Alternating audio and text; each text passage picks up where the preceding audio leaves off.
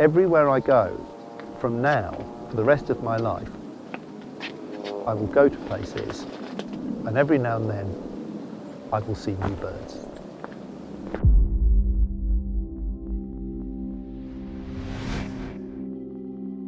I think what hooks people to birds, and this happens at any age,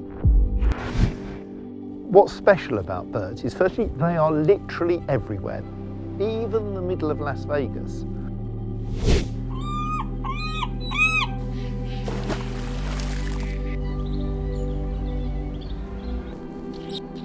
Oh, hang on, yeah, it's working.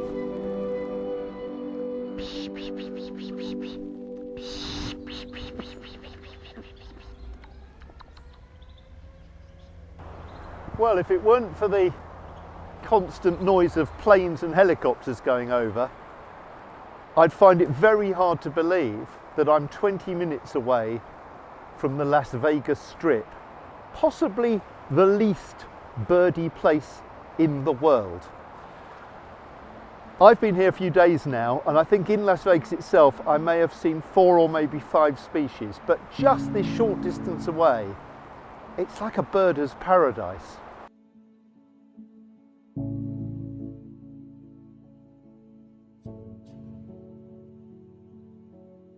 What I love about here, we're by a river, really beautiful river here, and it's just awash with birds. So we've had loads and loads of coots. Only the mallard was a bird that I normally see back at home. I don't actually remember the first time I went bird watching, as we called it then in those days, because I was about 3 years old. And my mother used to tell me that she took me down to feed the ducks at the river near West London where we lived. And that was it. I was hooked. And I've always been passionate about birds.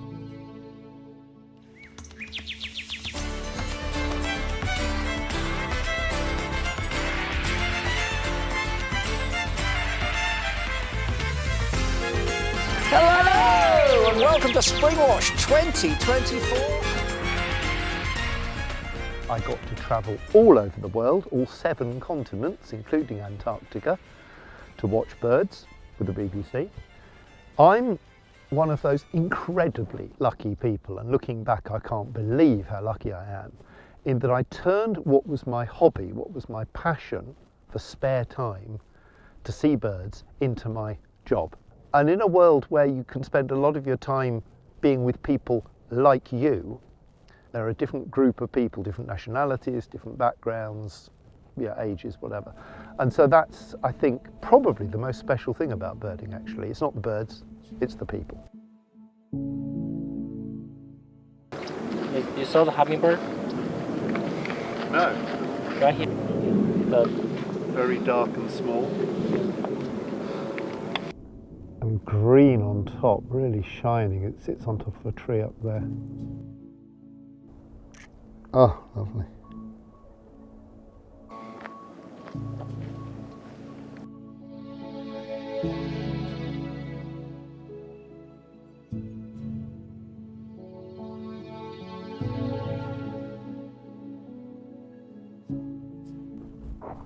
Wow, Roadrunner.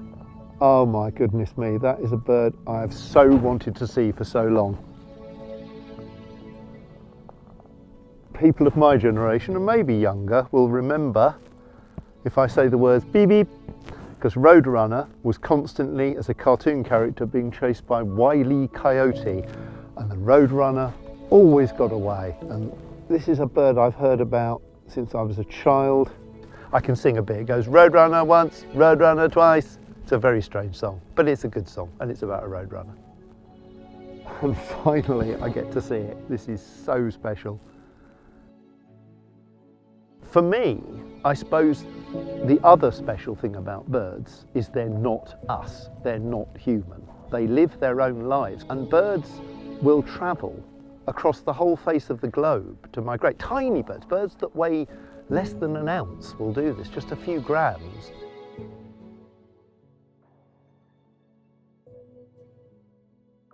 And during the first lockdown, this was very important for me because I was stuck at home. I was very lucky. I live in the countryside in England, and I would go for walks, and the birds I was seeing that spring had travelled to my home, to my little patch of land in Somerset, from all over the world, and particularly all over Africa, thousands and thousands of miles, and there they were. And that I think reminded lots of people during that time where we weren't allowed to go to places.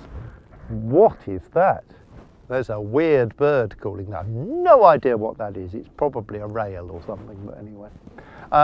So yeah, you know, birds are like us in many ways, but they're also not like us. And that makes them, I think, more special than anything else on earth, really.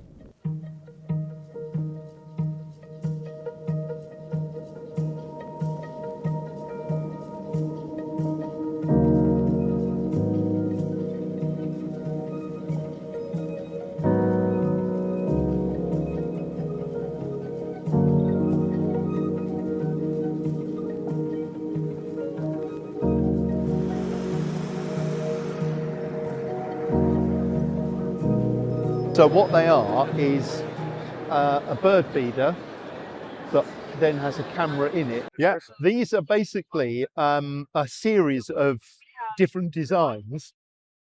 Most people start birding in their garden. What they have with Birdfy is that they can then see it anywhere in the world on their smartphone, and they can look at the videos again, and the video will tell you what the bird is and identify it. And I think that is going to get tens of thousands, hopefully hundreds of thousands, millions of people interested in birds for the first time. And anything that does that is a good idea. So I think there's that.